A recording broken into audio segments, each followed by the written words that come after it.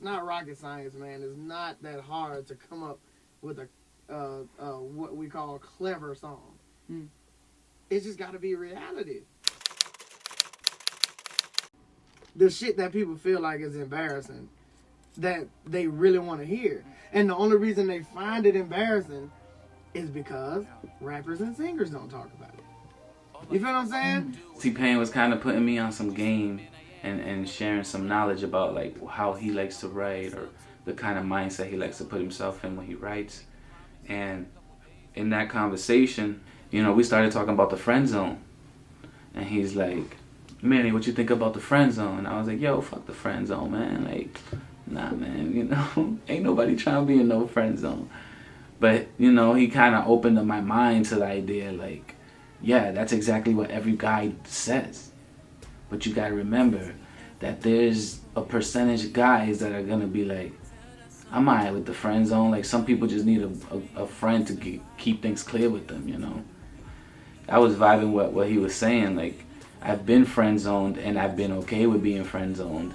So I knew the perspective he was coming from, and I was like, you know, intrigued by like how he decided to flip that same concept so that it could be a song. Young Fire was there, and he was kind of cycling through some beats that he had, and man, I heard that guitar in that beat, something about it, like the soul, the way the beat was punching. I was like, yo, this one, I'm down for this one if you're down. And Pain liked this, so he went in the booth and he just kind of started like zoning out. I remember he closed the curtains. He had like automatic curtains in his studio, so he would just close them when he wanted it to be dark. Next thing you know, he starts humming, you know, and he gets to the hook and he's like singing just melody. The conversation we were having outside, he started to formulate a hook around that same conversation inside. So it was almost like he was kind of channeling the words or the ideas that we were talking about when we were talking about the friend zone, you know.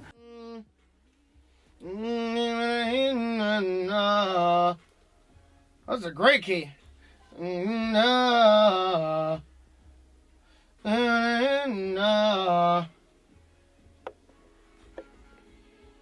he was done in like 45 minutes. And the crazy thing is, the day before, right, I was asking Young Fire, like, yo, are we ever gonna meet T-Pain? Cause like, you know, like what if we need to work on a song for more than a day? Like, it's already gonna be Sunday or Saturday. I ain't know how beast he was. And Young Fire told me, he was like, yo, he could be done in an hour. Harmonies and everything. And you know, like, I'm coming from like recording in my basement, taking me a year and a half to do like 6-7 songs, you know. So I'm thinking an hour, like, do an hour with vocals and harmony, come on, man, you know.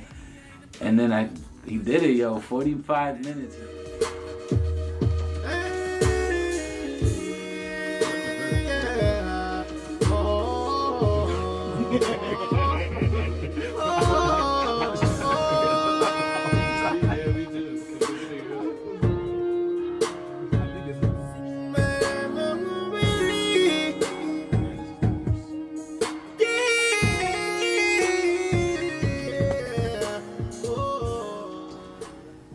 And then, you know, he hung out with us for a little bit, and I was trying to write, but I was not at his level. Like, I'm over here, like, putting words together and trying it, and then being like, nah, that's not good. It's not good enough, you know?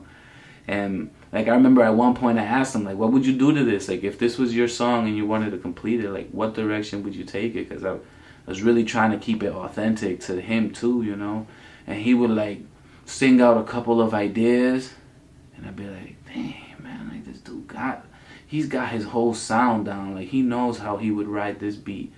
There was a lot of things that I learned that were indirect, you know, like he didn't have to tell me that we were on different levels. I could notice it and how quick he was to produce what he was hearing. And I was like, man, this is a challenge for me now, because I have to go back home. I didn't get to finish the song that day. I didn't get to finish writing my piece in the amount of time it took him to do his. I was there for a while. I had some lyrics and stuff, but at the end we left with like his hook, and my verse were all empty, and the bridge, and you know, I kind of just had to I had to make it happen. He put his essence all over it, and he left it up to me to match it. So it was up to me like, to take this beat home with T-Pain vocals on it, and I can't mess it up. You know what I mean? And it was pressure, but I needed that, you know? Like, the whole experience really taught me about myself. Like, I can rise to the occasion, and it was just a matter of, like, you gotta believe that you were chosen for a reason. You gotta go forth, you know? Can't back out now that you got this. So that was the mentality I was in. I was like, all right, if I gotta level myself up, and I gotta take 3 months to record this, it's alright. It might be 3 months compared to his 45 minutes, but I'm gonna make sure that I give my best. So I got help from Dan. We recorded the vocals in his house,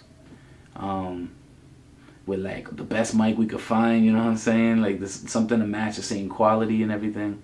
And then we sent it back, and he loved it.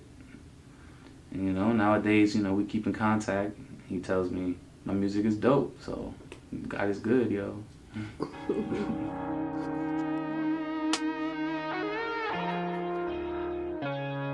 Manny X, T-Pain.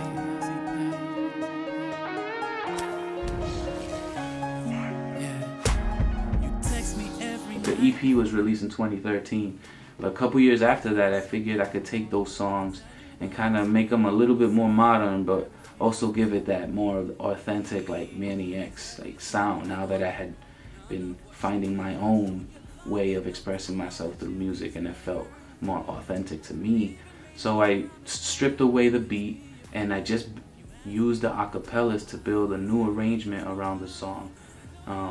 And this new arrangement, I'm gonna be releasing it in the fall of 2020, along with like 6 other songs, in an album that I call Escapism.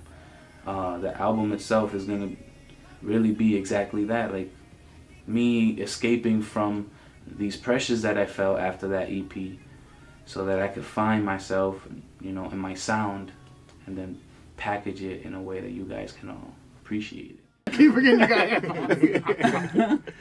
Oh man, what drew me to Manny, man, was it was just super dope and musical without being too musical, lyrical without being too lyrical. He fit right in the pocket of what I think is necessary for today's music. Man, he did an excellent job at not sounding like he was trying too hard. A lot of the contestants was trying, they're trying to do crazy videos or crazy gimmicks and all this extra unnecessary things to get our attention. A whole lot of that. It was just they should have just wrote the lyrics. I want a deal, right? I want a goddamn deal.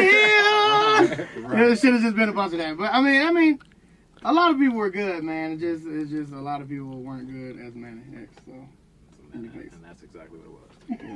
Dude's super talented, and what I really like about what I like about working with Manny is he's just very receptive. He's not one of those, because a lot of creative people are super shut down. They're like, a lot of people we work with is like, this is how I do it. Right. This is how it's going. Exactly. And we just don't work like that, man. We go into situations open.